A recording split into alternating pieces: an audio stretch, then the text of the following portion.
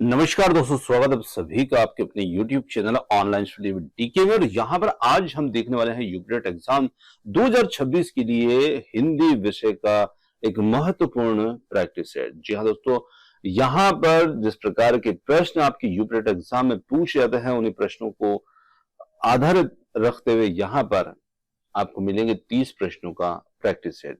और practice set की series भी अब हमने स्टार्ट कर दी है, जहां पर डेली आपको यहाँ पर प्रैक्टिस सेट जो है वो भी मिलते रहेंगे, जिससे आपकी तैयारी जो है और भी बेहतर होती रहे।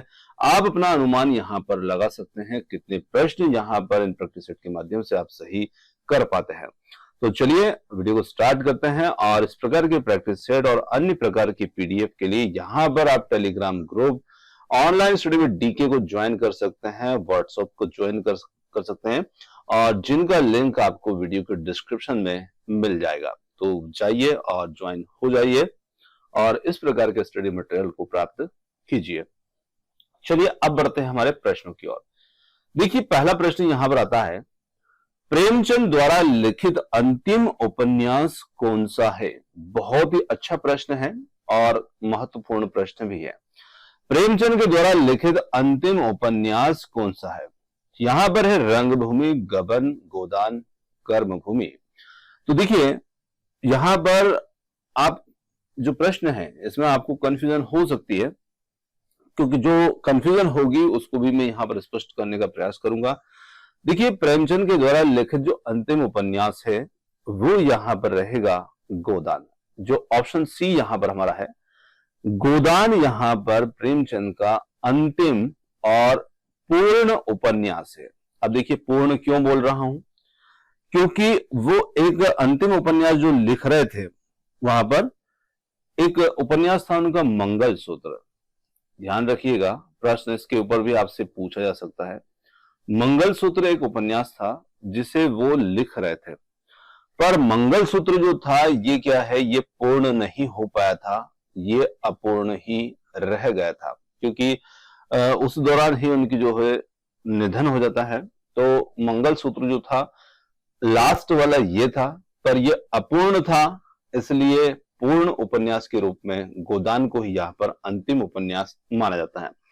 अब ये जो उपन्यास था, जो उनकी मृत्यु के कारण मंगलसूत्र जो था वो अधूरा रह गया था, जिसे बाद में उनके बेटे ने यहाँ पर पूरा किया था। तो यहां पर अभी हमारा जो उत्तर बनता है वो बनता है गोदान। अब मंगलसूत्र क्यों नहीं बना, उसके कारण भी आपके सामने है, क्योंकि ये अधूरा रह गया था।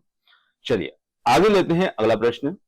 अगला प्रश्न आता है, वक्रोक्ति सिद्धांत किस आचार्य से संबंधित है? तो यहां पर वक्रोक्ति सिद्धांत किस आचार्य से संबंधित होगा? मम्मट, भामा, कुंतक या आचार्य विश्वनाथ।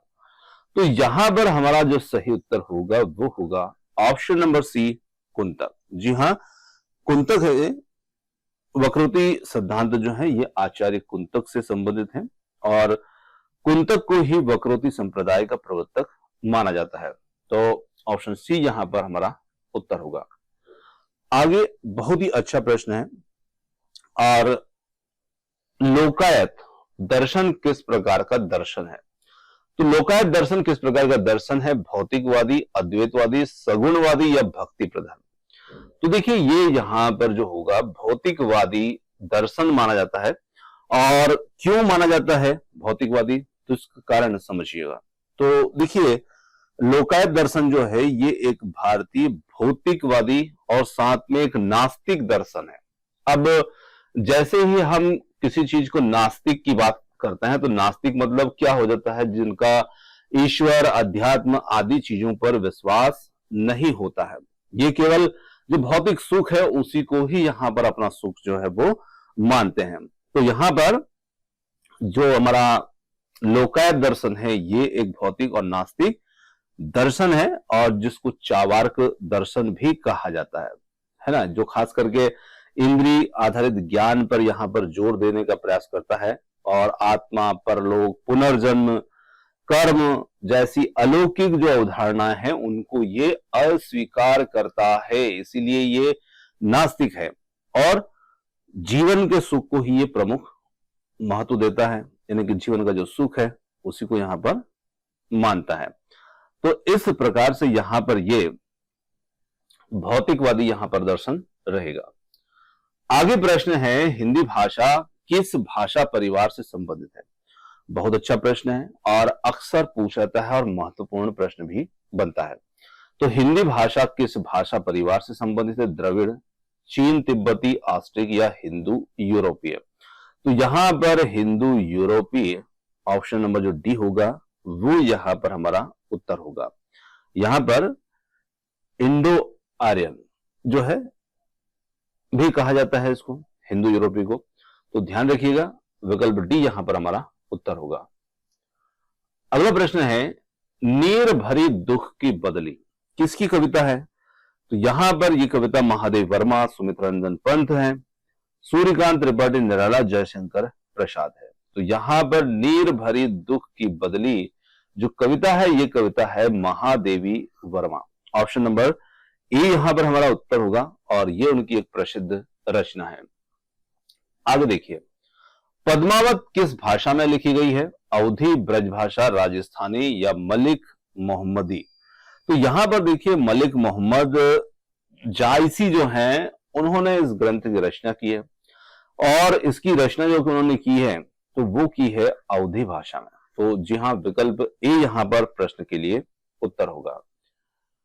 आगे देखिए, नभ शब्द का पर्यायवाची नहीं है। गगन, अंबर, वसुंधरा, व्योम। तो यहां पर नभ का पर्यायवाची जो नहीं होगा वो होगा वसुंधरा। अब देखिए, गगन को आप जानते हैं, अंबर को भी आप जानते हैं, वसुंधरा मतलब धरती होता है, पृथ्वी होता है, व्योम मतलब भी हमारा आकाश या अंतरिक्ष जो होता है उसे हम व्योम भी कहते हैं। तो यहां पर तीनों ही जो है वो यहां पर आकाश के पर्यायवाची हैं और वसुंधरा पृथ्वी का पर्यायवाची है। तो विकल्प सी हमारा उत्तर है। आगे देखिए, छोड़ना शब्द का विलोम होगा पकड़ना, थामना, ग्रहण करना या उपरोक्त सभी। तो छोड़ना का विलोम यहां पर हम ढूंढ रहे हैं। तो छोड़ना का विलोम क्या होगा? पकड़ना, थामना, ग्रहण करना, ये सभी यहां पर इसके विलोम के अंतर्गत आएंगे। विकल्प डी यहां पर प्रश्न का उत्तर है। आगे प्रश्न देखिए, लाल किला में प्रयुक्त लाल शब्द किस प्रकार का विशेषण है? गुणवाचक है, संख्यावाचक है, संबंधवाचक या परिणाम वाचक? तो देखिए, यहां पर बात की जाए लाल किला में जो लाल शब्द है उसकी, और ये यहां पर गुणवाचक विशेषण रहेगा, क्योंकि यहां पर जो लाल शब्द है वो क्या बोध करा रहा है? तो वो एक रंग का बोध करा रहा है, तो इसे हम गुणवाचक विशेषण यहां पर कहेंगे। तो ऑप्शन ए यहां पर हमारा उत्तर है। अगला प्रश्न आता है, वह शुद्ध वाक्य को पहचानिए। वह परीक्षा पास किया, वह परीक्षा पास हुआ, वह परीक्षा पास किया गया, वह परीक्षा पास हो गया। तो यहां पर शुद्ध वाक्य की बात की जाए जो व्याकरणिक दृष्टि से शुद्ध है वो होगा विकल्प डी, वह परीक्षा पास हो गया। यहां पर डी विकल्प उत्तर है। अगला प्रश्न है, राम ने सीता को फल दिया। यहां पर में को किस कारक चिन्ह का घोतक है? तो देखिए, करण, संप्रदान, अधिकरण या अपादान। तो देखिए, यहां पर हमारा सही उत्तर जो होगा, राम ने सीता को फल दिया, तो यहां पर होगा संप्रदान। अब देखिए, संप्रदान क्या होता है? तो जब क्रिया किसी के लिए की जाती है या किसी को कुछ दिया जाता है ना, तो चिन्ह को या के लिए आता है, तो यहां पर होगा संप्रदान। अगला प्रश्न है, मधुशाला किस छंद में रची गई है? बहुत ही अच्छा प्रश्न है और अक्सर मधुशाला से प्रश्न देखने को मिलते हैं। मुक्त छंद, सवैया, रुबाई या चौपाई? यहां पर उत्तर होगा रुबाई, है ना। ये हरिवंश राय बच्चन की रचना है मधुशाला, और जो कि रुबाई छंद में रची गई है। यह 4 पंक्तियों की कविता का एक संग्रह है और जिसमें कुल 135 रुबाइयां हैं। रुबाइयों की संख्या कितनी है? 135 रुबाइयां इसमें शामिल है।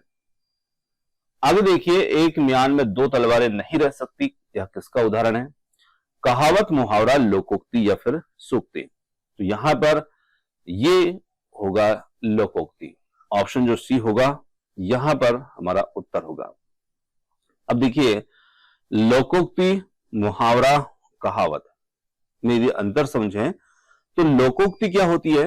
ये एक प्रसिद्ध लोक कहावत होती है जिसमें किसी ना किसी अनुभव का सार जो होता है वो छिपा रहता है, और यह अपने आप में एक पूर्ण वाक्य भी होता है, और इसका अर्थ शाब्दिक ना होकर के हमारे जो जीवन के अनुभव होते हैं या जीवन के किसी सत्य पर आधारित होता है इसका उत्तर। तो यहां पर यह होता है लोकोक्ति। अब बात की जाए यहां पर कहावत की, तो कहावत भी एक सुविचार या संक्षिप्त कथन होता है और लोकोक्ति के थोड़ा सा विपरीत होता है। मुहावरा जो होता है, तो मुहावरा क्या होता है? एक प्रकार का वाक्यांश होता है जो अपने शाब्दिक अर्थ को छोड़कर कोई और अर्थ प्रकट करता है, वो होता है मुहावरा। यहां पर लोकोक्ति हमारा उत्तर हो जाएगा। आगे देखिए, लहरों से डरकर नौका पार नहीं होती, यह किस प्रकार की रचना है? तो लहरों से डरकर नौका पार नहीं होती, गजल, कविता, सवैया या लोकगीत? तो ये एक यहां पर कविता है, जी हां, और ये प्रेरणादायक कविता है। इसके कवि जो है सोहनलाल द्विवेदी है। लहरों से डरकर नौका पार नहीं होती।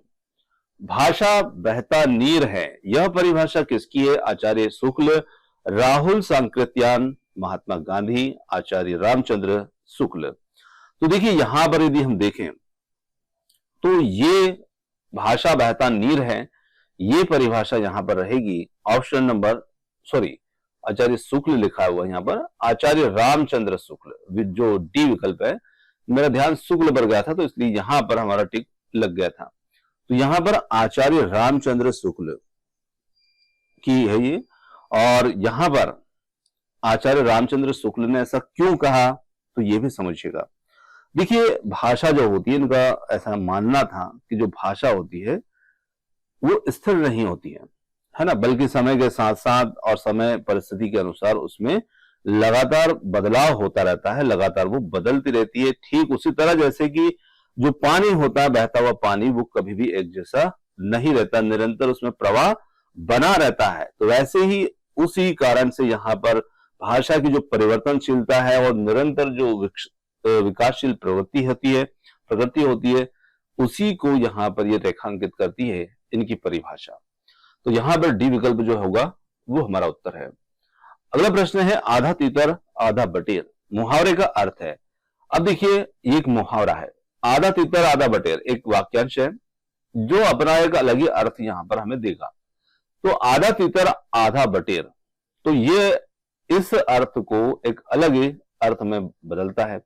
मिश्रित वस्तु, अपूर्ण ज्ञान, अधूरा काम, विचित्र स्वभाव। तो यहां पर मिश्रित वस्तु है ना, मतलब आधी ये चीज और आधी वो चीज का मिश्रण जो होता है वो यहां पर आधा तीतर आधा बटेर बन जाता है। तो यहां पर विकल्प ए इसमें हमारा उत्तर है। आगे देखिए, हिंदी खड़ी बोली का सर्वप्रथम महाकाव्य जो है वो कौन सा है?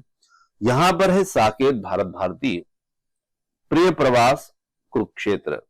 तो देखिए यहां पर हमारा जो उत्तर रहेगा वो रहेगा विकल्प सी है। जी हाँ, हिंदी खड़ी बोली का सर्वप्रथम महाकाव्य प्रिय प्रवास है, जो कि अयोध्या सिंह उपाध्याय हरिऔध के द्वारा रचित है ना। तो यहां पर उत्तर हो जाता है प्रिय प्रवास। अब देखिए, जहां पर यदि हम बात करें साकेत, भारत भारती, है ना, कुरुक्षेत्र, ये भी खड़ी बोली के ही यहां पर रचनाएं हैं, लेकिन ये प्रिय प्रवास के बाद में लिखी गई है। तो इस वजह से यहां पर प्रथम की बात हो रही है, वो होगा प्रिय प्रवास। अगला प्रश्न आता है, तुमुल कोलाहल कल कल कर, इस पंक्ति में यहां पर अलंकार कौन सा है? तो यहां पर अनुप्रास, श्लेष है, उत्प्रेक्षा है या यमक है? तो यहां पर अलंकार होगा अनुप्रास। जी हां, यहां पर का वर्ण जो है उसकी आवृत्ति यहां पर हो रही है बार बार, यहां पर होगा अनुप्रास। आगे भी शुद्ध वाक्य की पहचानिए। वह स्कूल नहीं जाती, वह स्कूल को नहीं जाती, वह स्कूल पर नहीं जाती, वह स्कूल तरफ नहीं जाती। तो यहां पर वह स्कूल नहीं जाती, विकल्प ए होगा व्याकरणिक दृष्टि से शुद्ध वाक्य। अगला प्रश्न है, कुंभदास किस भक्ति धारा से जुड़े थे? तो यहां पर कुंभदास जो थे वो कौन सी भक्ति धारा से जुड़े थे? निर्गुण प्रेमाश्रय, सगुण साकार या फिर सगुण निर्गुण मिश्रित? तो यहां पर बात की जाए कुंभदास की, तो देखिए कुंभदास जो थे ये षष्ठमार्गी कृष्ण भक्ति धारा से जुड़े हुए थे और महाप्रभु वल्लभाचार्य के 8 शिष्यों में से एक थे। अब अष्टछाप के जो कवि आपने सुने होंगे, अष्टछाप के जो कवि थे उनमें से एक थे, है ना। तो यहां पर हम कह सकते हैं कि ये किसके लिए जाने जाते थे, तो यहां पर ये सगुण और साकार। अब देखिए सगुण और साकार का मतलब क्या होता है, तो साकार का मतलब यहां पर होता है ईश्वर के साकार और सगुण रूप की जो उपासना होती है उस पर सगुण साकार पर ये केंद्रित थे, उस भक्ति धारा पर ये केंद्रित थे। तो यहां पर हो जाता है हमारा उत्तर विकल्प सी। चलिए आगे देखते हैं अगला प्रश्न। अमृतलाल नागर किस विधा के साहित्यकार थे, तो यहां पर उपन्यासकार थे, कवि थे, निबंधकार थे या फिर आलोचक थे। तो देखिए अमृतलाल नागर जो थे बहुमुखी विधाओं के साहित्यकार थे। अब बहुमुखी मतलब बहुत तरह की जो विधाएं थे उनके ये साहित्यकार थे और इन्होंने उपन्यास, लघु नाटक, लघु कथा, व्यंग आदि के साथ साथ बाल साहित्य, पटकथा लेखन, फिल्मों आदि पर भी अपना जो है योगदान प्रदान किया है। तो यहां पर हम इन्हें मानेंगे यहां पर उपन्यासकार। देखिए नाटक और इनमें लघु थोड़ा रूप रहा है इनका, तो यहां पर उपन्यासकार हमारा उत्तर होगा। अगला प्रश्न है भारतीय भाषाओं का आधार हिंदी बनेगी, यह कथन किसका है? महात्मा गांधी, रामचंद्र शुक्ल, नेहरू या राजेंद्र प्रसाद। तो यहां पर यह कथन महात्मा गांधी का है। ऑप्शन ए हमारा उत्तर है। राम ने फल खाया वाक्य में ने किसका सूचक है? तो देखिए हम बोलते हैं कर्ता ने कर्म को करण से, है ना। तो राम ने, तो राम कौन है? कर्ता। तो यहां पर होगा उत्तर विकल्प सी, कर्ता कारक। अगला है प्रश्न राम श्याम किस समास का उदाहरण है? तो राम श्याम यहां पर द्वंद्व, द्विगु, तत्पुरुष या बहुब्री। तो यहां पर होगा हमारा उत्तर द्वंद्व, क्योंकि दोनों ही पद जो हैं वो समान हैं। तो यहां पर होगा द्वंद्व समास। काव्य प्रकाश किस आचार्य की रचना है? काव्य प्रकाश यहां पर मम्मट, भामा, विश्वनाथ या आचार्य दीनबंधु, आचार्य आनंदवर्धन। तो देखिए यहां पर उत्तर हो जाता है काव्य प्रकाश। उत्तर होगा ऑप्शन नंबर ए, मम्मट। देखिए काव्य प्रकाश जो है ये आचार्य मम्मट की रचना है और संस्कृत काव्य शास्त्र के सबसे प्रामाणिक और महत्वपूर्ण ग्रंथों में से ये एक माना जाता है। तो यहां पर होगा विकल्प ए हमारा उत्तर। ध्वनि सिद्धांत किस आचार्य ने यहां पर प्रतिपादित किया था? तो यहां पर आचार्य आनंदवर्धन, भर्तहरि, भामा या फिर मम्मट। तो हमारा यहां पर उत्तर होगा ऑप्शन नंबर ए, ध्वनि सिद्धांत का प्रतिपादन आचार्य आनंदवर्धन ने किया था और जिन्हें ध्वनि संप्रदाय का प्रवर्तक माना जाता है। चलिए अगला है प्रश्न काव्य शास्त्र में औचित्य सिद्धांत किस आचार्य से संबंधित है? क्षेमेंद्र, भामा, आनंदवर्धन या फिर मम्मट। तो यहां पर हमारा जो उत्तर आता है वो आएगा क्षेमेंद्र। देखिए काव्य शास्त्र में जो औचित्य सिद्धांत है ये आचार्य क्षेमेंद्र से संबंधित है और इन्होंने औचित्य विचार चर्चा नामक जो ग्रंथ है में इस सिद्धांत की यहां पर स्थापना की है। साथ ही साथ इन्होंने बताया है कि यह रस सिद्धि काव्य का जीवित तत्व है और इसके बिना काव्य जो है वो शोभाहीन हो जाता है। साथ ही साथ इस सिद्धांत की और भी कुछ महत्वपूर्ण बातों पर यदि बात करें तो इनको औचित्य सिद्धांत का जनक भी कहा जाता है। यह भी आपको ध्यान रखना है, औचित्य सिद्धांत का जनक भी कहा जाता है। अब देखिए औचित्य का मतलब क्या होता है? तो यहां पर औचित्य शब्द आप देख पा रहे हैं, तो औचित्य का मतलब यहां पर होता है उचित भाव, ठीक है ना। इसका अर्थ होता है उचित भाव। तो काव्य के सभी जो तत्व हैं, तत्वों का सही और उचित प्रयोग यहां पर इसका मतलब बनेगा। हिंदी साहित्य का इतिहास किसकी कृति है? आचार्य शुक्ल है, नामवर सिंह है, हजारी प्रसाद द्विवेदी है या रामविलास शर्मा है। तो यहां पर हिंदी साहित्य का जो इतिहास, ये जो कृति है ये है आचार्य शुक्ल की, आचार्य रामचंद्र शुक्ल की। ऑप्शन जो ए होगा यहां पर हमारा उत्तर होगा। चलिए आगे प्रश्न है, कबीर पर हजारी प्रसाद द्विवेदी की सबसे प्रसिद्ध कृति कौन सी है? कबीर आलोचना के विविध प्रसंग, कबीर का लोक दृष्टिकोण, हिंदी साहित्य का इतिहास। तो यहां पर देखिए कबीर पर हजारी प्रसाद द्विवेदी की जो प्रसिद्ध कृति है वो कौन सी है? तो वो कबीर ही है। यहां पर उस कृति का नाम भी कबीर ही है। और हजारी प्रसाद द्विवेदी जो थे, इनकी कबीर पर प्रसिद्ध कृति का नाम कबीर ही है, जो कि 1942 में प्रकाशित हुई थी। सन भी आप थोड़ा सा ध्यान रखिएगा, 1942 में ये प्रकाशित थी। और इस रचना को कबीर के जो विचार हैं, उनके कार्य, उनकी शिक्षा, उनका गहन और शोधपूर्ण विश्लेषण माना जाता है। तो यहां पर इसके लिए उनको साहित्य अकादमी जो पुरस्कार है वो भी प्राप्त हुआ था। तो यहां पर ऑप्शन ए हमारा उत्तर है। इतिहास और आलोचना किस आलोचक की कृति है? तो यहां पर इतिहास और आलोचना रामचंद्र शुक्ल, हजारी प्रसाद द्विवेदी, नामवर सिंह, रामविलास शर्मा। तो यहां पर हमारा उत्तर होगा नामवर सिंह। डॉक्टर नामवर सिंह जो है, इनकी ये आलोचनात्मक कृति है और एक महत्वपूर्ण पुस्तक है जिसका प्रकाशन जो था वो किया गया था वर्ष 1957 में। ठीक है ना? तो यहां पर सी हमारा उत्तर होगा। तो दोस्तों ये थे हिंदी से संबंधित हमारे प्रैक्टिस सेट के कुछ प्रश्न आपको कैसे लगे कमेंट्स करके जरूर बताइएगा। यदि वीडियो पसंद आया हो तो वीडियो को लाइक, शेयर, चैनल को सब्सक्राइब करना मत भूलिएगा। आपने जो समय दिया उसके लिए बहुत बहुत धन्यवाद। Thanks for watching. मिलते हैं जल्द ही एक और नए किसी वीडियो के साथ। धन्यवाद।